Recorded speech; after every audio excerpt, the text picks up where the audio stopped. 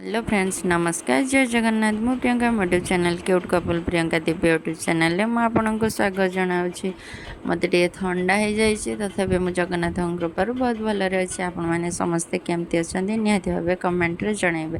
आशा करें समस्ते जगन्नाथ कृपार बहुत भलरे थे आज टॉपिक आउ थंबनेल आपण मैंने जानीपारे मोर भिडियोटी कौन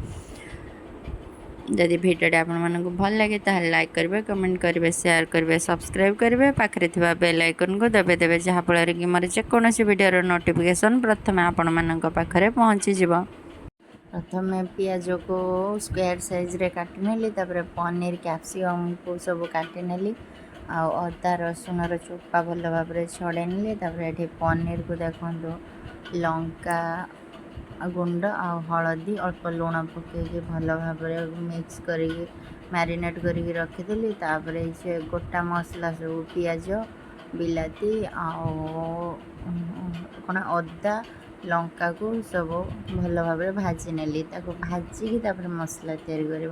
ये पनीर की भल भाव तेल रे छाणी नेली आ गोटे कढ़ारे देखो अल्प तेल देकी जो स्क्वायर साइज रे पियाज को काटिकी रखी पियाज को पके नेली कैप्सिकम को पके नहीं अल्प समय तेल रे भाजिली देखो ये भाजुची ये देखो मोर पनीर भी छणा हो गला अधारू अधिक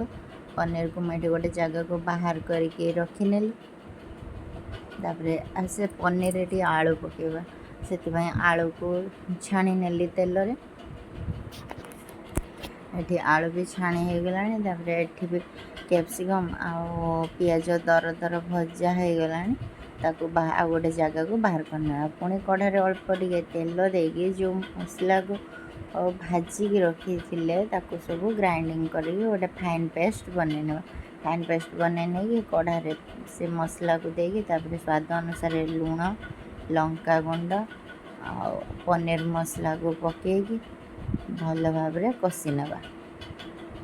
देखो ये कषुची कढ़ारे न लगे सिम करके कषिबे गैस फ्लेम को लो करी आउ ग्राइंडर फल जो मसला लगे अल्प अल्प पानी देकी मसला को कषिली देखो मसला ये आसला ये भाजिकी बाहर करके रखी कैप्सिकम आ पियाज मोर ये मसला कषा चली ये मसला क्षीर आ गोटे जगार गरम करके रखी गरम क्षीर को अल्प अल्प उषुम थी बेस गरम भी देवेनि उषुम थी मुझे आड कली सी किसी समय फुटीगला जे पियाज आ कैप्सिकम को भाजिकी रखी गोटे जगार पकईकि भल भाव गोल नेली किसी समय तापरे जे भाजिकी रखी थी आलू आउ पनीर को पकई नेली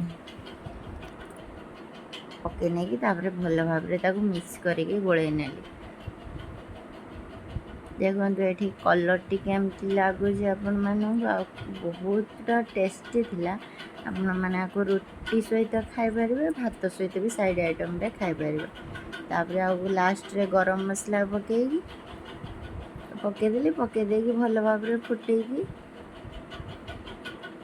देखो ये केते सुंदर लगुच खाइबा भी बहुत टेस्टी लगुला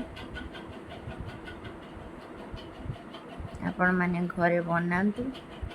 एमती रेसिपी खातु आ यार जो रेसिपी जब नेम आपण मैंने जानते निहाती भाव कमेंट रे जनातु आ रही नमस्कार जय जगन्नाथ पुणी देखा आ गोटे नेक्स्ट ब्लॉग रे।